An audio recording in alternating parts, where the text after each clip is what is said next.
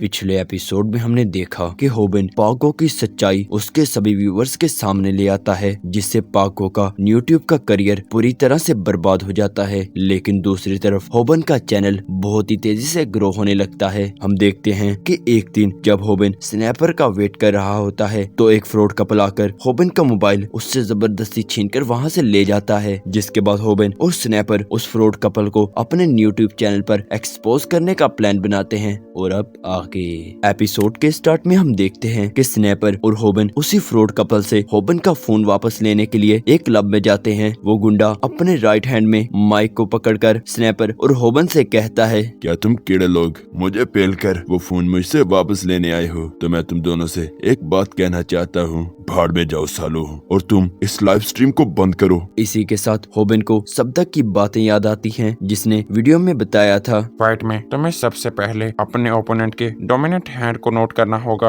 अगर तुम्हारा opponent right handed है तो तुम्हें उसके लेफ्ट साइड पर खड़ा होना होगा। इससे इस बात के चांसेस बहुत ही ज्यादा बढ़ जाते हैं कि वो अपने राइट हैंड से तुम पर अपनी पूरी पावर का यूज करते हुए अटैक करेगा। हम देखते हैं कि होबिन सब्दक की बातों को फॉलो करते हुए उस गुंडे के लेफ्ट साइड पर खड़ा हो जाता है। यहाँ पर हम देखते हैं कि जैसा कि सब्दक ने कहा था, वो गुंडा अपने राइट हैंड से होबिन को मुक्का मारता है। तभी होबिन को सब्दक की बातें याद आती हैं, जिसमें उसने कहा था, आपका ओपोनेंट जितना अपने पंच को अपने शोल्डर के पीछे लेके जाएगा उसके पंच की पावर उतनी ही ज्यादा होगी। लेकिन अगर तुम अपने आप को आगे करके उसके पंच को फुल पावर में आने से पहले ही उसे अपनी बॉडी पर ले लेते हो तो हिट होने के बावजूद भी तुम्हें बहुत ही कम दर्द होगा। और यहाँ होबिन उसके मुक्के को अपनी पूरी पावर में आने से पहले ही अपने सर से रोक लेता है। दूसरी तरफ स्नैपर सोचता है, क्या ये गधा पागल हो गया है? आखिर क्यों होबिन उस गुंडे के मुक्के को जानबूझकर अपने मुंह पर खा रहा है? और यहाँ होबिन सोचता है, मुझे दर्द तो कम हुआ है, लेकिन आखिर मुझे आगे क्या करना होगा?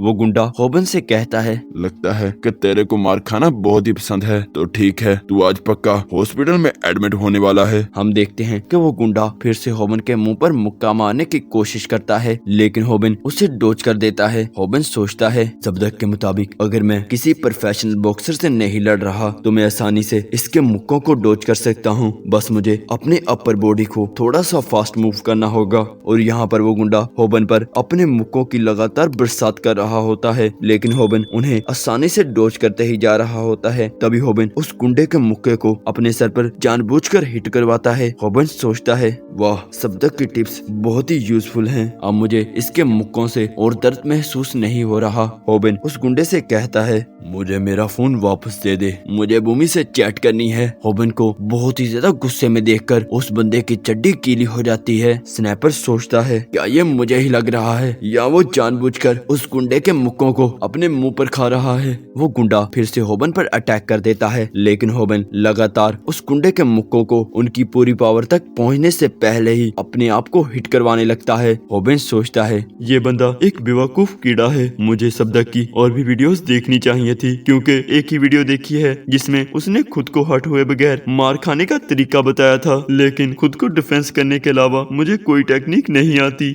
दूसरी तरफ स्नैपर सोचता है, इनकी फाइट अब और भी ज्यादा भयानक होती जा रही है। पागो के साथ फाइट की वीडियो बहुत ही ज्यादा छोटी थी, मुझे इस वीडियो को बहुत ही लंबा नहीं खींचना। हो सकता है कि हमारे व्यूअर्स इससे बोर हो जाएं और हमारे चैनल को छोड़ने लगे। तभी एक बंदा कमेंट में कहता है कि होबिन जरूर जीतेगा, जिस पर स्नैपर उसका कमेंट पढ़कर सोचता है, यह वही बंदा है जिसने किम के बारे में सबसे पहले लाइव स्ट्रीम पर कमेंट किया था। ये बंदा फाइट के बारे में बहुत ही कुछ जानता है। और यहाँ पर हम देखते हैं कि होबिन के सिर पर बार बार पंच करने की वजह से उस गुंडे के हाथ पूरी तरह से लाल होकर सूज चुके होते हैं। वो गुंडा उस दर्द को सह नहीं पाता और वहीं पर गिरकर बच्चों की तरह रोने लगता है। स्नैपर सोचता है, रुको, इसका मतलब कि होबिन सच में उस गुंडे से जीत चुका है। अगले सीन में हम देखते हैं कि होबिन को उस फाइट से बहुत ही ज्यादा चोटें आई होती हैं। स्नैपर सोचता है, लगता है कि हम जो भी पैसे इस वीडियो से अर्न करने वाले हैं वो इस चोमू के हॉस्पिटल बिल पर ही लग जाएंगे। लेकिन इस वीडियो से हमें और भी ज्यादा सब्सक्राइबर्स गेन हुए हैं। हमें पता चलता है कि उनकी 4 वीडियोस पर 25 मिलियन व्यूज पूरे हो चुके होते हैं। अगले सीन में हम देखते हैं कि होबिन और स्नैपर अपनी पहली यूट्यूब इनकम निकलवाने के लिए जाते हैं, जो कि 2 मिलियन येन होती है, जिसे पाकर वो दोनों बहुत ही ज्यादा खुश हो जाते हैं। होबन स्नैपर से कहता है अगर 0.1 येन हमें एक व्यूअर का मिलता है तो ये इस हिसाब से मुझे बहुत ही कम लगते हैं। जिस पर स्नैपर बताता है मैंने तुम्हें कितनी बार बताया है कि यूट्यूब हमें व्यूअर्स के नहीं बल्कि एड्स के पैसे देता है और 0.1 येन हर एक व्यूअर का देना सिर्फ एक दिखावा है। जैसा कि हमारा चैनल फाइट और वायलेंस पर है तो यूट्यूब हमारे वीडियोस पर येलो मार्क लगा सकती है जिससे हमारी वीडियो कोई अर्निंग नहीं करेगी। हम इस बार लकी रहे कि हमारी वीडियो पर कोई भी येलो मार्क नहीं लगा। अगर ऐसा हुआ तो हमें कोई भी पैसे नहीं मिलेंगे। तभी उनकी नजर रूमी पर पड़ती है जो अपने व्यूअर से लाइव स्ट्रीम पर बात कर रही होती है। जैसे ही रूमी होबन और स्नैपर को देखती है वो ज्यादा सब्सक्राइबर गेन करने के लिए स्नैपर और होबन के पीछे पड़ जाती है, लेकिन स्नैपर और होबन उससे पीछा छुड़वाकर वहाँ से भाग जाते हैं। काफी देर भागने के बाद उनका रूमी से पीछा छूट जाता है। स्नैपर कहता है शुक्र है कि हम वहाँ से भाग आए वरना वो चुड़ैल हमें अपनी लाइव स्ट्रीम पर दिखाकर हमारे सभी सब्सक्राइबर को हमारे चैनल से चुरा लेती। लेकिन स्नैपर देखता है कि होबन एक सूट को बहुत ही गौर से देख रहा होता है। होबन उसकी कीमत देखकर सोचता है आखिर इसकी कीमत इतनी ज्यादा क्यों है?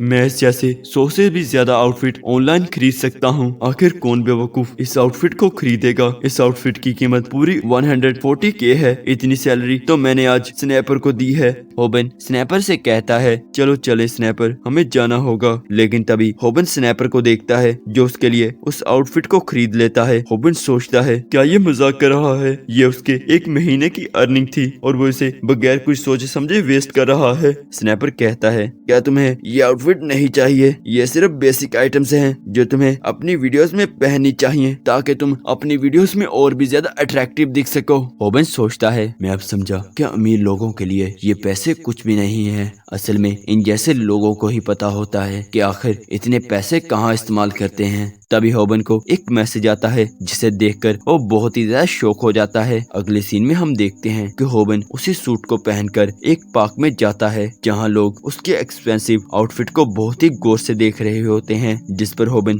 बहुत ही ज्यादा नर्वस होने लगता है। अपनी नर्वसनेस को दूर करने के लिए होबन अपना मोबाइल निकालकर लाइव स्ट्रीम करने लगता है। होबन को लाइव स्ट्रीम करता हुआ देखकर एक बंदा कहता है ये वही लड़का है जो दूसरे बंदों से मार खाकर यूट्यूब से पैसे कमाता है। ये सुनकर होबन सोचता है लगता है कि फेमस होना इतना भी अच्छा नहीं है। तभी एक लड़की भागते हुए होबन के पास आती है और कहती है मैं तुम्हारी बहुत ही बड़ी फैन हूँ, प्लीज मैं तुम्हारे साथ एक फोटो क्लिक करना चाहती हूँ। जिस पर होबन चौंक जाता है। हम देखते हैं कि वो होबन से नहीं बल्कि होबन के पीछे खड़े एक यूट्यूबर से बात कर रही होती है। तभी भूमि आकर होबन से हेलो कहती है। हम देखते हैं कि उन्होंने एक ही तरह के आउटफिट पहने होते हैं। इसी के साथ होबन हमें बताता है मैं हमेशा से कमजोर और बुज़दिल रहा हूँ। मेरे ग्रेड्स भी कुछ खास नहीं थे और ना ही मैं अमीर हूँ। मुझे खुद से घिन आती है। ये इस दुनिया का रूल है कि जो भी स्ट्रॉन्ग होता है वो अपने से कमजोरों को दबा देता है और जो स्ट्रॉन्ग से भी स्ट्रॉन्गर होते हैं वो स्ट्रॉन्ग को उनकी औकात दिखाते हैं। लेकिन अब मुझे कोई फर्क नहीं पड़ता क्योंकि भूमि मेरे सामने है। मुझे और पॉपुलर और स्ट्रॉन्ग होने की जरूरत नहीं।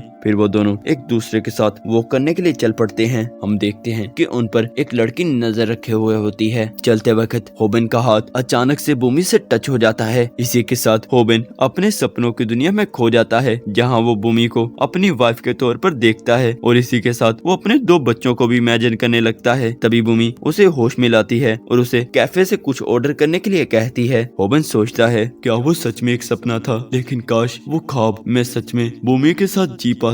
तभी उन्हें सेम आउटफिट में देखकर उस कैफे में एक लड़की अपने बॉयफ्रेंड से कहती है बेबी वो देखो उन्होंने सेम ड्रेस पहना है, वो कितने क्यूट लग रहे हैं। जिस पर उसका बॉयफ्रेंड कहता है हाँ वो बहुत ही क्यूट लग रहे हैं, लेकिन मुझे उस लड़की के लिए बुरा लग रहा है क्योंकि वो उस बदसूरत और बोने लड़के को डिजर्व नहीं करती। हम देखते हैं कि वो मिस्टीरियस लड़की अभी भी उन पर नजर रखे हुए थी। उनकी बातें सुनकर होबन बहुत ही ज्यादा नर्वस हो जाता है और सोचता है उस बंदे का ये सोचना बिल्कुल ठीक है। भूमि बहुत ही ज्यादा क्यूट है। मुझे पक्का पता है कि रूमी मेरे साथ आकर खुद के लिए शर्म महसूस कर रही होगी। फिर वो दोनों बैठकर अपने ऑर्डर किए हुए खाने को एंजॉय करने लगते हैं। भूमि होबन से उसके हॉबीज के बारे में पूछती है जिस पर होबन कहता है हॉबीज वैसे मेरी कोई हॉबीज नहीं है। जिस पर भूमि कहती है, मैं ये पूछना चाहती हूँ कि आखिर तुम अपने फ्री टाइम में मजे के लिए क्या करते हो? जिस पर होबिन बताता है, मुझे नहीं पता कि मजाक करना किसे कहते हैं और ये कैसे करते हैं। जिस पर भूमि उदास हो जाती है और कहती है,